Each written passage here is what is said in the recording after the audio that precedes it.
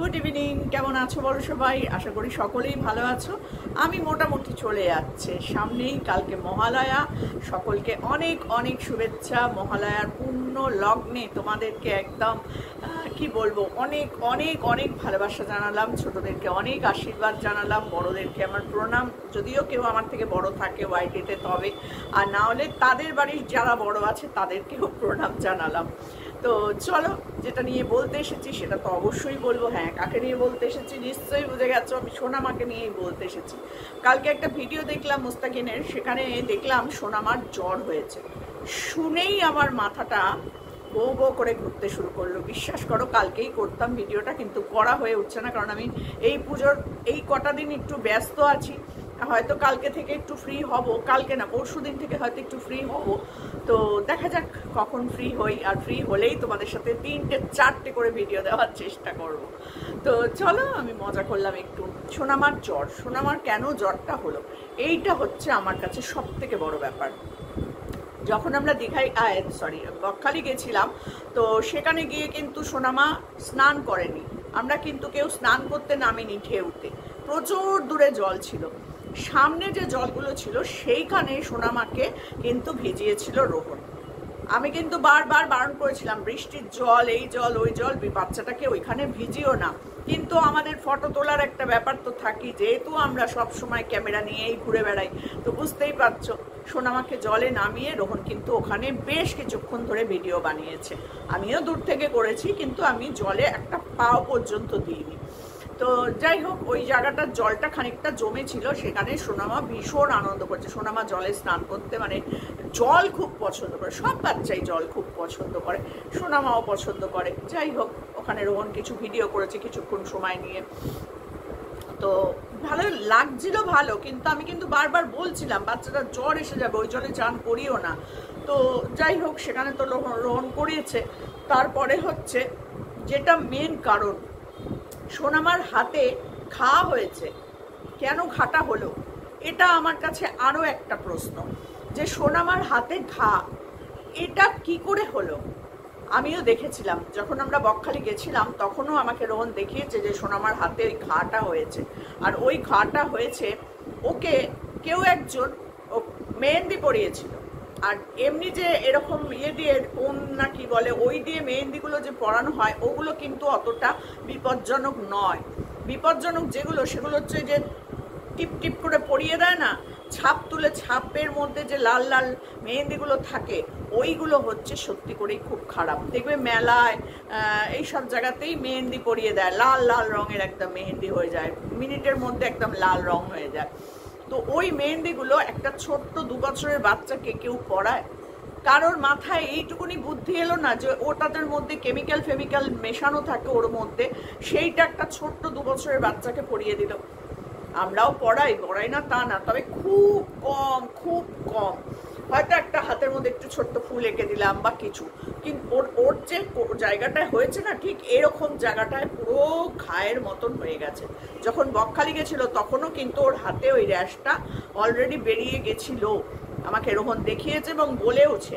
আমার খুব কষ্ট লাগছিল ওর হাতটা দেখে। বিশ্বাস করো, বাচ্চা তো, ওরা না এতটা মানে ব্যথা পেলেও ওরা ব্যথাটাকে ভুলে খেলাধুলা এসবে মেতে থাকে, কিন্তু ব্যথা তো ওর হচ্ছে ওখানটায়, একটা র্যাশ উঠে গেছে, ইনফেকশনের মতন হয়ে গেছে, সেইটা এখন আরও বেড়ে গেছে। তার জন্যই সোনামার জ্বর এসেছে, তার মধ্যে ঠান্ডাও লেগেছে। মুস্তাকিনের ভিডিও থেকে পরিষ্কার সেটা শুনতে পেলাম। আমার তো শুনে থেকে বিশ্বাস করো খুব মনটা খারাপ হয়ে গেছে। মনে হচ্ছে সোনামা যদি আমার কাছে থাকতো, আমি ওকে একটু সেবা শুশ্রূষা করতে পারতাম। বিশ্বাস করো, এই নিয়ে রোহনকে আমি সেদিনকে বলেছিলাম যে ভাই, ওকে ওরকমভাবে, বাবা আমি তো ওকে আমার ছেলের মতনই দেখি, রোহন আমার ছেলের মতনই, আমার বড় মেয়ের থেকেও রোহন বয়সে ছোট, তো সেখানে দাঁড়িয়ে ও আমার ছেলের মতনই। সেখানে আমার নাতনির সমান হচ্ছে আমার সোনামা। আমারও তো বাড়িতে দুটো নাতনি আছে, বলো, তাদেরও যদি কোনো খারাপ দেখি, যেমন আমি বলি সেরকম আমার সোনামাকে দেখলেও বলি, সেরকম আমাদের মারিয়ামকে দেখলেও বলবো, সেরকম আমাদের কি বলে পরীকে দেখলেও বলবো, মানে পরিমা যে আছে, মানে শাহরুখের কাছে যে আছে, তাকে দেখলেও বলবো, কারণ এরা সবই আমার নাতনির মতন। তো সেখান থেকে দাঁড়িয়ে সোনামাকে নিয়ে আমি এতক্ষণ সময় কাটিয়েছি না, বিশ্বাস করো সোনামা একটা আলাদা ধরনের বাচ্চা, যাকে দেখলে তুমি এমনিই মায়া পড়ে যাবে, যার মুখটা এত মায়া মায়া মুখ না, তোমাদেরকে কি বলবো। খুব কষ্ট পেলে কিন্তু খুব কষ্টও পায়, আবার খুব রাগ, খুব জেদ ওর কিন্তু। তো সেখান থেকে দাঁড়িয়ে একটা সেকেন্ড, আমার আজকে স্ট্যান্ডটা যেটা হাতে নিয়ে করা যায়, বসিয়ে করা যায়, কি বলে ওটাকে ভুলে গেছি, ওইটা আজকে আমার নাতনি ভেঙে ফেলেছে জানো। এখন আমি বড় স্ট্যান্ডের মধ্যে লাগিয়ে করছি, ওই যেরকম এরকম ধরনের স্ট্যান্ডগুলো থাকে রিং লাইট লাগানো ওপরে, ওইটা দিয়ে এখন আমি ভিডিও করছি। বলো কি বলবো বলো, ছোট বাচ্চা খেলতে খেলতে ওটা তুলেছে, ব্যাস স্পট করে ভেঙে গেছে, যেখানে ক্যামেরাটা আটকানো হয় ভেঙে গেল। দুটো পরপর দুটো, কিছু করার নেই আমার। আর আবার আমাকে আজকে নতুন করে অর্ডার দিতে হবে, কাল পরশু হয়তো আবার পাবো। তো যাই হোক, সেটা বড় কথা নয়। বড় কথা যেটা, যে সোনামার এই যে ইনফেকশন থেকে জ্বরটা এসেছে না, এটা কিন্তু খুব চিন্তার। আর এই হাতের জন্য রোহন, তোমাকে আমি বারবার বলছি, ভিডিওটা তো তুমি দেখবেই অবশ্যই, তুমি একটা স্কিনের ডাক্তারের কাছে নিয়ে যাও। বাচ্চাদেরও স্কিনের ডাক্তার থাকে, বড়দেরও স্কিনের ডাক্তার, একই ডাক্তার। তো এই স্কিনের ডাক্তারের কাছে নিয়ে যাও, তুমি নিয়ে গেলে উনি যতটা মানে একটা মলম দেবে সেইটা লাগাও, কিছু খাওয়ার ওষুধ হয়তো দেবে সেটা খাওয়াও। ওর এটা কিন্তু খুব তাড়াতাড়ি সারানো দরকার। অনেকটা জায়গা জুড়ে কিন্তু পুড়ে গেছে জায়গাটা। ওইটুকু বাচ্চার হাতে ওই কেমিক্যাল দেওয়া জিনিসগুলো লাগানোর কোনো প্রয়োজন ছিল না। জানি না উনি মানে যথেষ্ট বুদ্ধিমতী মহিলা যে লাগিয়েছে, তার একবার ভাবা উচিত ছিল যে আমরা যেটা সহ্য করব, আমাদের স্কিন যেটাকে সহ্য করে নেবে একটা ছোট্ট 2-2.5 বছরের বাচ্চার, সেটা কিন্তু নাও সহ্য করতে হতে পারে। আবার অনেক সময় এটাও হয় যে বড়দেরও র্যাশ বেরিয়ে যায়। যেমন আমি মাথায় কালার করতে পারছি না, মাথায় কালার করলেই আমার র্যাশ বেরিয়ে যাচ্ছে, কিন্তু আমার থেকে বয়স্করাও তো চুলে কালো করে ঘুরে বেড়াচ্ছে, বলো সেখানে কি করা যাবে? কারোর হয় কারোর হয় না, স্কিনের ওপর নির্ভর করে।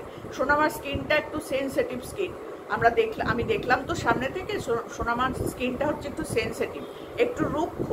তো সেখান থেকে দাঁড়িয়ে মানে সোনামাকে তুমি ইমিডিয়েট স্কিনের ডাক্তার দেখাও, ইমিডিয়েট, না হলে ওটা যদি বেড়ে যায় না, সোনামার আরো কষ্ট হবে। আমার নিজেরই এই দূর থেকে দেখেই কষ্ট লাগছে যে আহারে বেচারা জ্বর পর্যন্ত এসে গেছে।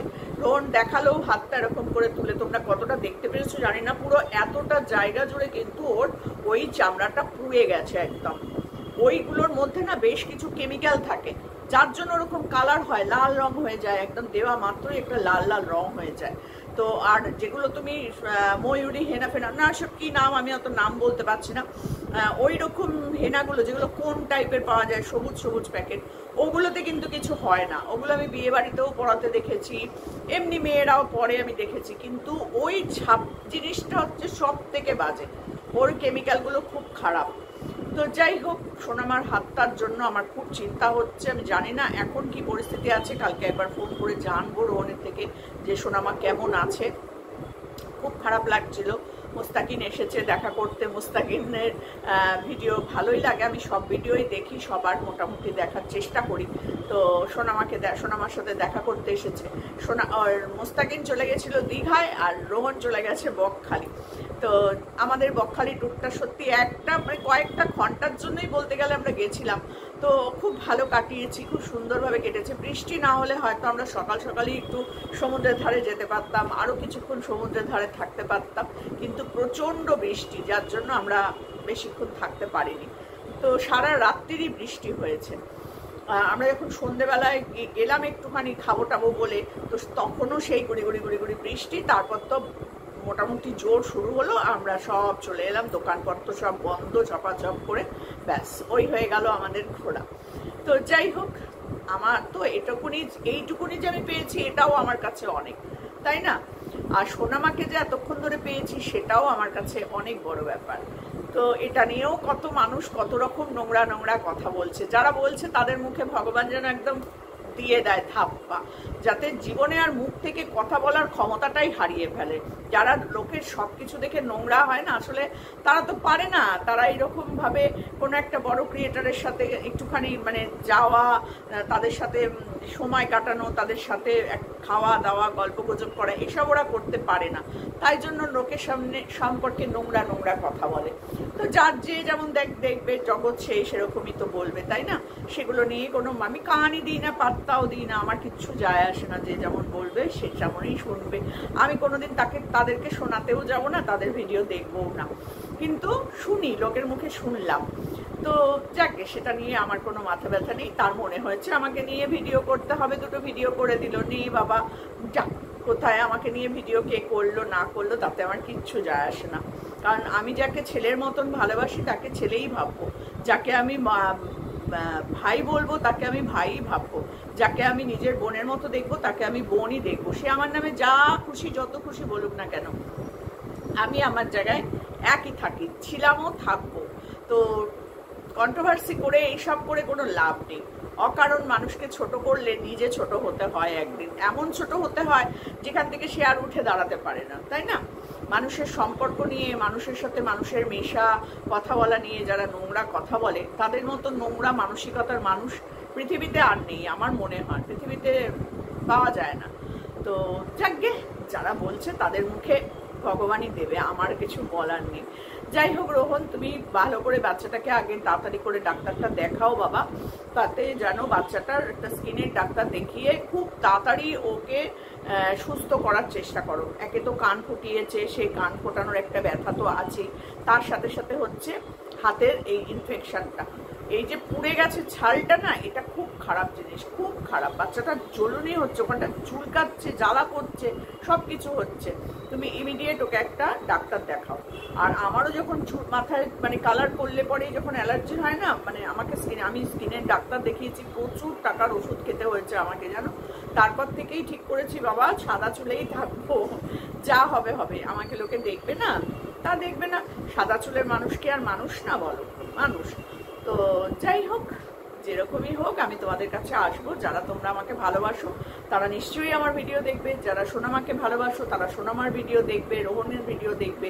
যে যাকে ভালোবাসবে তারা ঠিক তার ভিডিও দেখবে, সে চুল সাদা হোক, গায়ের রং কালো হোক, নাক লম্বা হোক কি মোটা হোক, এইসব নিয়ে বড় কোনো কিছুতেই আটকাবে না, তাই না?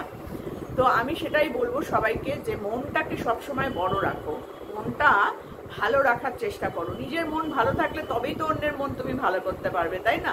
তোমার যারা লোককে নিয়ে কথা বলে তাদের নিজেদের মনই ভালো না, নিজেদের চিন্তা, নিজেদের স্বভাব, নিজেদের যে আচার আচরণ সেটাই ভালো না, সেই জন্য তারা লোককে নিয়ে বসে পড়ে বলতে।